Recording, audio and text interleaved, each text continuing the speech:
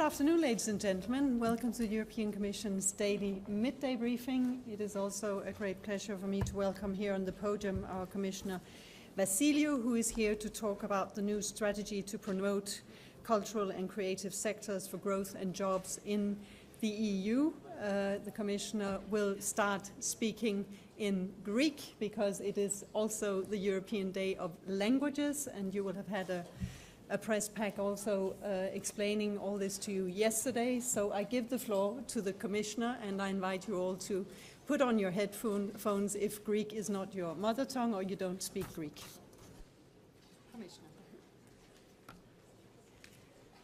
Αγαπητοί φίλοι και φίλες, καλό μεσημέρι.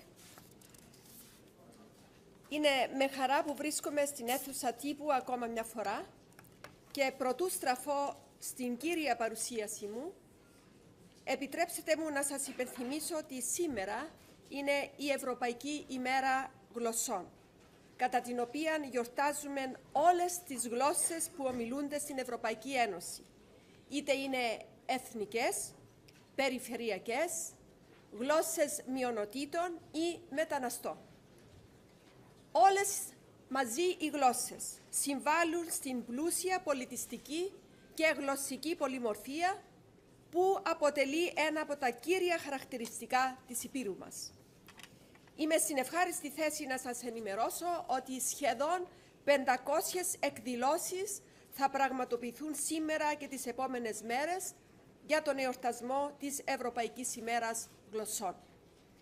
Εγώ προσωπικά θα λάβω μέρος στη διάσκεψη πολυγλωσσίας στην Ευρώπη που διοργανώνει η Ευρωπαϊκή Επιτροπή στην Κύπρο αύριο και μεθαύριο και θα ενημερωθώ για τα τελευταία καινοτόμα σχέδια που στοχεύουν στην προώθηση της εκμάθησης γλωσσών ανάμεσα σε άτομα όλων των ηλικιών. Γνωρίζω ότι λάβατε τα σχετικά ανακοινωθέντα χθες και γι' αυτό θα προχωρήσω αμέσως στην παρουσίαση της πρωτοβουλίας μας για τις δημιουργικές βιομηχανίες. So, coming to the main topic of my presence here, I am delighted to inform you that the College of Commissioners has just adopted a new strategy on promoting cultural and creative sectors for growth and jobs in the EU. These sectors are very important for the European Union. They are essential for cultural diversity, of course, but they also account for about 3.3 to 4.5% of GDP and up to 8.5 million jobs in the EU. They produce significant spillover effects such as innovation, skills development, and urban regeneration. They also have direct impact on other sectors, for example, on tourism, ICT, fashion, and high-end industries, which is why Vice President Tajani is fully associated with this strategy. Think about the impact of the European Capital of Culture, which has helped to transform cities, or the impact of design in adding value to products and services in traditional manufacturing industries. Think of cars, for example. What is important for the buyer is not only the mechanical and the speed and the energy of the car, but also the design makes a very big difference and adds value to it. Research shows that firms which spend twice the average amount on creative input are 25% more likely to introduce product innovations. The cultural and creative sectors contribute to a dynamic image of an attractive and creative Europe worldwide, which is open to cultures and talents from across the globe. However, these sectors face major challenges stemming from the digital shift, the globalization, as well as from a high fragmentation of markets along cultural and linguistic lines. Access to finance remains a major difficulty. We need to do more to support them as they seek to adapt and make the most of the opportunities that this changing environment offers. Building on a broad consultation, studies, and policy work with member states and the sectors themselves, the Commission is presenting a comprehensive strategy to further exploit the potential of these sectors in the EU. I'm encouraging all levels of policy governance, local, regional, national, and EU level, to develop integrated strategies in support of the cultural and creative sectors. Such integrated strategies must go beyond the traditional portfolios of ministries of culture and reach out to other policy areas, including economic affairs, tourism, education, industry, urban and regional planning, and territorial planning. It is more important than ever that our administrators work together and not in silos. We need to involve all public and private stakeholders to increase ownership and ensure sustainability. We must also identify what can be tackled by generic policies and what requires a tailored approach. We propose today that the focus should be on 5 key policy drivers: developing skills, better access to finance, promotion of new business models, enlarging and developing audiences, and facilitating access to international markets. We also want to ensure that we have a modern regulatory environment supporting these sectors. The Commission is doing its share of the job through the proposals it made last year for a new generation of EU funding for the period 2014-2020. We are providing many opportunities to benefit the cultural and creative sectors. We are negotiating these proposals with the Council and the European Parliament and are preparing for their implementation. Our proposed Creative Europe programme envisages a total budget of 1.8 billion, a 37% increase compared to current spending. Our aim is to support artists, cultural professionals, and cultural organizations so that they can work across borders and ensure that their works reach as many people as possible. Creative Europe will also contribute to improving access to finance through the creation of a loan guarantee facility. But it is also crucial that the cultural community and national, regional, and local authorities continue to make the most of all opportunities available at EU level. In particular, and let's not forget about that, those of the cohesion policy funds. I am convinced that the cultural and creative sectors can further enhance their potential, and this will contribute to the emergence of creative ecosystems conducive to smart, sustainable, and inclusive growth across the EU. Thank you. Thank you very much, Commissioner, and thank you also to the interpreters who interpreted the Commissioner in the beginning. Allow me exceptionally to say this thanks to you, Commissioner, also in my mother tongue. Tak for kommissær og tak til tolkene. Now the questions are yours if you have questions for the Commissioner. Oui, Madame la Commissaire, question en français, parce que je ne peux pas le faire en grec, et ceci concerne la première. Ma question concerne la première partie de votre intervention, justement sur la promotion des langues nationales. Oui. Je peux y aller ? Oui. Donc, ma question est très simple. Dans quelle direction va l'Europe? Parce que nous voyons un peu partout que dans tous les pays, les jeunes font de plus en plus l'anglais et moins le français, moins l'allemand, qui sont des langues importantes dans l'Union européenne. Et ne parlons pas des langues des pays voisins, on n'en fait pas du tout. Enfin, dites-moi, dans votre pays, en Grèce, est-ce qu'on étudie, par exemple, les langues de pays voisins comme la Turquie ou la Bulgarie? Très peu, je pense. Donc, si vous pouvez un petit peu parler de ces choses-là.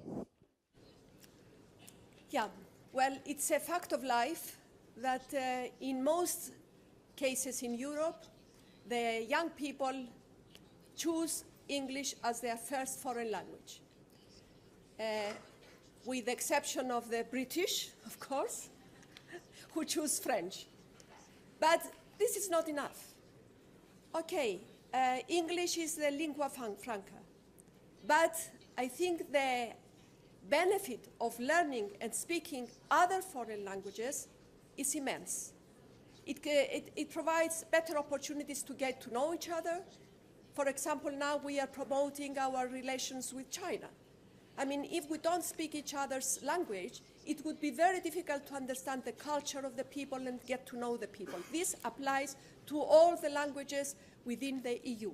Therefore, we spend about 50 million euros a year to support projects, the objective of which is to promote lesser spoken languages. Especially, we are supporting projects in neighborhood countries in order to learn each other's language. And, of course, minority languages, regional languages, and not the least also the languages spoken by the immigrants, the legal immigrants here in Europe. Other questions to the Commissioner? A short follow-up? Petite question, parce que sur le fond des élections en Belgique, dans ce pays, par exemple, on parle beaucoup de l'utilisation de langues autochtones, par exemple le turc ou le polonais, dans les affiches électorales et la publicité électorale des partis. Est-ce qu'à votre avis, c'est une bonne idée qu'on utilise la langue nationale dans des campagnes pour les élections dans les différents pays de l'Union européenne? Well, let us differentiate between facilitating and encouraging the learning of the languages of the immigrants. It's very important. But at the same time, we are trying to say that if we want the integration of the various communities in the host country, they have to learn the host country's official languages. So both are very useful, but in this particular case of the elections, I think Belgium in particular has more than one official languages, so it is very important for the immigrants to learn the official languages of the country. Thank you very much, Commissioner. Let's see if there's a final question for you here before we let you go. Thanks very much, Commissioner, for coming here to explain the new strategy of the Commission on the creative sector, and indeed making these important points on the Day of Languages. Thank you very much. Let me proceed to the planning for the rest of our midday briefing. Of course, in addition to your questions that I'll come back to in a moment, let me complete our planning agenda by reminding you that at 12:30, so that's in not many minutes, 13, 14 minutes, Commissioner Dalli will be here to present to you our new medical devices package, and that will be followed by a technical briefing off the record. You know that the Commission today was set to adopt, and indeed did adopt, a new legal framework for medical devices that will make our legislative rules more robust, transparent, and better adapted to scientific and technological progress. And Commissioner Dalli will be here shortly to explain this important package to you. For tomorrow, Thursday, the 27th of September, we have another press conference coming up, this time with Vice President Cruz, who will come and talk to you about an integrated cloud computing strategy for the European Union, and that will be followed by a technical briefing off the record. I remind you that anyone who uses a webmail, social network, or an online music service is practically using the cloud, and a legal environment that is friendly to cloud innovation is essential for economic growth, and this is indeed the issue that Vice President Cruz will address, the need for rapid adoption of common standards so that the cloud lives up to its borderless promise. Mrs. Cruz's press conference will be followed by an off-the-record, followed by an off-the-record technical briefing at 11:30 tomorrow, since the press conference is at 11. At the beginning of the midday briefing tomorrow, you can hear and follow a statement by Vice President Kallas, who will be talking about new horizons for EU aviation, and that will also be followed after the midday briefing by a technical briefing of the record. Here we're talking about a package of proposals which is designed to boost the international competitiveness of the EU's aviation industry. Helen Kearns will give you more details if you need it to prepare yourself for this statement and the following technical briefing tomorrow after the midday briefing. Tomorrow we have also foreseen at 1:30 a technical briefing on the record on the new breakdown of inflation figures, which is published by Eurostat. And this will be with Laus Nørlund, who is the director responsible at Eurostat for inflation statistics. And finally, and this completes it, that's the technical briefing I'm talking about, the new breakdown that Laus Nørlund will present in more detail. It follows from Eurostat's commitment to continuously improve the quality of published data, something that you know has been at the heart of our concerns during the economic and financial crisis. And this completes what I wanted to say and the planning information I wanted to share with you. Now, before Commissioner Dalli arrives, we are ready to take your questions. Tom.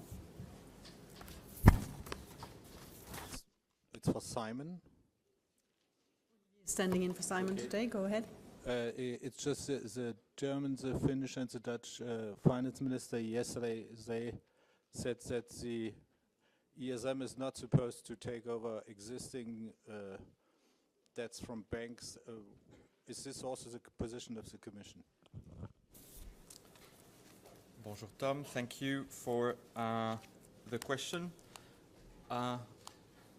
We take note of the letter received from these three member states. As you know, the head of state and government have agreed on the 29th of June that the future European stability mechanism should have the possibility to recapitalize banks directly once the new supervisory mechanism is in place. And I refer all of you to the text of the conclusion, which is extremely clear when it comes to the future use of the ESM and the direct recapitalization of the bank. And this is, as far as we are concerned, the position of the Member State and the Commission when it comes to the use of the ESM. We consider that this important instrument will contribute to breaking the vicious circle between banks and sovereign, and the head of states, also in the same conclusion, have already indicated that the new instrument should rely on appropriate conditionality, including compliance with state aid rules. So it goes quite far in detailing what would be the remit of this instrument. The letter we saw yesterday is a contribution to the ongoing discussions amongst euro area member states on the final design of the ESM, ahead, of course, of the entry into force of the ESM treaty beginning of next year. So all I can say on behalf of the Commission today that we take note of this contribution. It's part of an ongoing debate where member states will clarify in the coming weeks the different details of the final design of this ESM instrument, and it will be for them eventually to decide upon this final design. Follow-up? A quick follow-up, Tom. Understood as right, this is an open question. This is an open question. Well, you have in the conclusion already some elements that have been defined by the head of state and government, and the president of the commission attended this discussion. The rest is indeed to be defined within the Eurogroup working group. This discussion is ongoing together with other aspects of the ESM. We had a question beginning of the week on another element of the future design of the ESM. So let's have this discussion, and again it will be for the member state to come to an agreement on this future design. Okay, thank you. Related to this? Yes? Martina? Thank you. First of all, I think in the spirit of the Day of Languages or something, the EBS is showing this in Polish on television, so just raising a technical issue. On the ESM, you said, Olivier, that the text in June was clear. If it was clear, then it wouldn't be open to interpretation. Would you agree that the 3 member states are interpreting the text and that therefore the text is not clear? Also, after this text circulated in June, there was much triumphalism about how the Eurozone was breaking the negative feedback loop between banks and sovereigns. Would you not agree that the pertinent question here is whether this break in this vicious circle is happening now for current weak financial institutions and weak countries rather than future ones? So if there's a banking crisis in 2017 and the ESM has any money left in it, it's hardly a pressing matter right now. So it's a pretty fundamental interpretation of the text. I know you're going to repeat what you said before, but it would be great if you could just elaborate a little bit on the Commission's interpretation of the text, since the text is not clear because it's already been interpreted. Thank you. Martina, I'm sorry if I cannot answer you in Polish, but it's the text is the political compromise that head of state and government have come to on the 29th of June. It's actually quite clear in its terms. I can read it if you want, but I know you know it by heart already. The summit has also given a mandate to the Eurogroup working group, the Euro area working group, sorry, to finalize the works. And you remember that there are other aspects that need to be further developed during the summer. So it's just a normal process that after the political guidance that was given by the head of state and government, there is technical work on the different elements, different details, the different guidelines that have to be fleshed out to allow a proper implementation of this financial instrument at the beginning of next year. Our position regarding breaking the vicious circle between the banks and the sovereign is very clear, and you know it obviously, because when President Barroso and Commissioner Barnier decided to come up in less than 2 months with the proposal on the banking supervision as a key element of the EU strategy to break this vicious circle, we already show our determination that for us this should be done quickly. Okay, thank you, Olivier. Martina? Just very briefly, so you don't agree with the Finnish, the Germans, and the Dutch because they don't seem to want this to be done very quickly. They seem to want this to be done in the future when and if, God forbid, this happens again. So the Commission's position is not the same as that, and the Commission's position is that this should happen now for the existing legacy so-called debts, and therefore that's what the Commission is taking into the EWG as a negotiating position. Is this correct?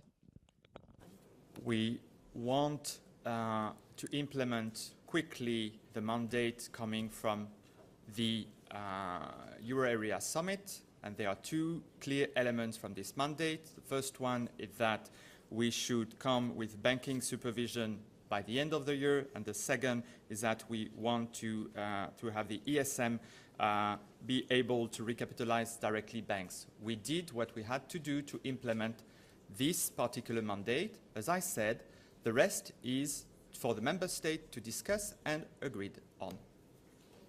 Okay. Marco, still on this? Oh, Olivier, as usual, you're speaking the truth, but the Council states the principles, which you are clearly stating as well. But the 3 member states yesterday put 4 very heavy conditions in order to apply the principles. So my question is the Commission in favor of having such heavy conditionality in applying the rules? Because, as Martina was saying, we know that if we do this, it will happen in 3 years' time, so it will not as swift as you wish. Thank you. Well, the discussion that the member state will have, and we will be, of course, participating in the discussion, will hopefully clarify the intention of this letter, the mandate given by the June summit, and it will hopefully help a consensus position to come among the member states to, again, implement the 2 key elements coming from the June summit mandate, which I'm happy to repeat. First one, banking supervision by the end of the year as a precondition to allow the ESM to recapitalize banks directly. So the link and the mandate are very clear for us. Okay, I think that's what we can say on this issue. We have a time frame, we have an objective, the details are being fleshed out. So now we move to another issue. It's not other issue, it's the same issue, but another question. The 10th of July, after the meeting of the Eurogroup in the press conference in the night, both Mr. Rehn and Mr. Juncker was asked if the direct recapitalization would have an effect on the Spanish recapitalization, and both of them said yes, very clearly. So I don't understand how do you say that this is not in contradiction with what German, Finnish, and Dutch said yesterday. Well, thank you, Antonio, for being such a good spokes for Mr. Rehn and Mr. Juncker. What was said, and it remains true. So I'm not saying that there is a contradiction in anything. I'm just saying that we have to discuss that with the member states, and we make sure that the mandate of the June summit has to be respected. Okay, Griselda. C'est justement comme suite de la question d'Antonio. J'avais déjà entendu le ministre allemand le dire à Nicosia, et moi ça m'a surpris, mais maintenant c'est dans le document aussi. Est-ce que pour vous c'est clair que la récapitalisation directe des banques a besoin d'une demande spécifique et d'un nouveau mémorandum? Est-ce que c'est clair pour vous, ou est-ce que c'est écrit ça dans les accords généraux qu'on a déjà fait? Griselda, merci de me poser la question en français. Ça me permet de le faire en 2 langues, effectivement. La position du Conseil européen est très claire, et dans les conclusions que je t'invite à lire, à relire plutôt, la fin du 2e paragraphe qui concerne la supervision bancaire est très claire et mentionne déjà que cette recapitalisation directe des banques devra être faite avec une conditionnalité appropriée en respectant les règles des aides d'État, et qu'elle devra avoir des volets spécifiques par institution, par secteur ou sur l'ensemble de l'économie, et devra être formalisée dans un protocole d'accord, Memorandum of Understanding en anglais. Donc c'est déjà dans les conclusions qu'il faut un MOU pour la recapitalisation directe des banques. Ok, merci. On change de sujet, je pense. De fait, c'est un tout autre sujet, les sympathiques relations entre la Suisse et l'Union européenne. Je voulais savoir si la Commission avait adopté comme prévu sa note concernant ces relations ce matin, en point A. À défaut de pouvoir nous parler du contenu de la note, qui est visiblement très secrète, est-ce qu'on peut en donner le ton? Est-ce qu'il est ferme, conciliant? Et puis, dans quel horizon de temps s'inscrit-on? Est-ce que c'est destiné à être communiqué aux Suisses ou, avant toute chose, au ministre des Affaires étrangères? Voilà, merci pour la question qui parle des relations donc bilatérales, institutionnelles entre l'Union européenne et la Suisse, où, comme vous le savez, nous avons tout un nombre de sujets à clarifier. Pour ce qui est d'une note ou d'un document ou d'une décision, il n'y avait pas lieu aujourd'hui de prendre des décisions ou d'adopter des documents. C'est vrai qu'il y a un processus d'analyse sur les propositions suisses qui est en cours. Comme je suis sûre, certains de mes collègues ont aussi eu l'occasion de te faire part. Et ceci inclut des discussions avec les États membres. Et en ce moment, nous n'allons pas pouvoir mettre une date sur la fin de ce processus ou détailler quelle sera la suite exacte en termes de calendrier de réunion au niveau technique. Mais à la fin de ce processus, vous pouvez vous attendre à ce qu'il y aura une communication officielle par le président qui sera adressée au président de la Suisse. Mais il n'y a pas de date, pas de calendrier là-dessus encore. Certains d'entre vous m'ont aussi posé la question s'il y a une date pour la prochaine visite du président en Suisse, et ceci n'est pas le cas non plus actuellement. Voilà ce que je peux dire à ce sujet maintenant. D'autres questions? C'était moi. D'accord, c'est pour Olivier. Oui, pardon, excuse-moi, parce que je n'avais pas vu, mais il y avait une question encore sur la Suisse, je pense. Oui, juste un petit follow-up. Alors, tu dis il n'y a pas eu de point A sur la Suisse. De décision, il y a des informations effectivement sur le processus en cours au sein du collège, mais il n'y a pas eu de décision adoptée aujourd'hui.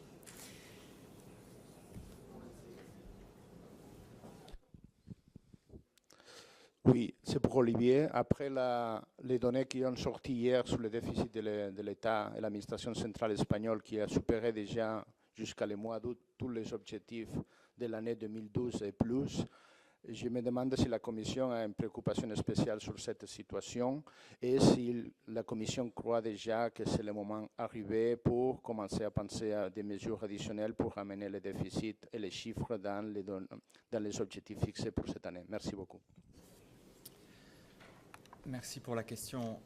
Nous avons effectivement vu ces chiffres qui viennent s'ajouter à l'analyse constante que nous avons de la situation en Espagne et qui viennent aussi s'ajouter à l'analyse globale que nous avons des efforts que fait l'Espagne, aussi bien les autorités que le peuple espagnol, de la situation. Donc nous avons besoin d'un petit peu de temps pour évidemment analyser les répercussions éventuelles et les mettre aussi en perspective avec les annonces qui seront faites demain par les autorités espagnoles quant aux réformes structurelles additionnelles qui sont envisagées et qui auront, selon nous, un effet positif sur la consolidation budgétaire, le retour de la croissance en Espagne, ainsi que les annonces qui seront faites vendredi en matière budgétaire par les autorités espagnoles.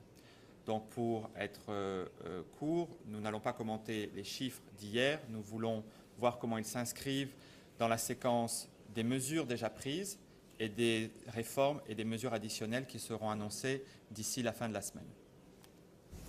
Merci beaucoup, Olivier.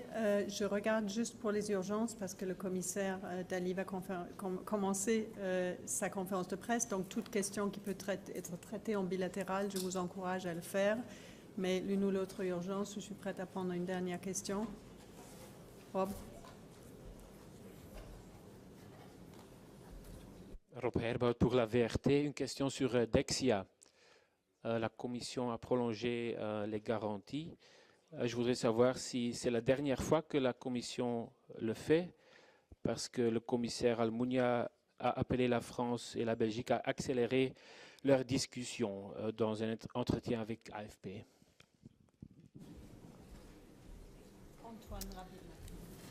Nous avons effectivement décidé, la Commission a décidé aujourd'hui de prolonger les garanties de 55 milliards d'euros accordés au groupe Dexia par les 3 États membres, la France, la Belgique et le Luxembourg. C'est une prolongation temporaire, une fois de plus, qui est valable jusqu'au 31 janvier 2013. Et comme nous l'avons dit déjà lors de la dernière prolongation, Cette durée doit être mise à profit pour travailler sur un nouveau plan de résolution ordonnée compatible avec les règles en matière d'aide d'État. Et cette discussion avec les États membres se poursuit actuellement. Merci beaucoup Antoine. Voilà, ceci conclut notre briefing de midi. This concludes the midday briefing, but now we leave the podium to Commissioner Dalli, who will present our new legal framework for medical devices.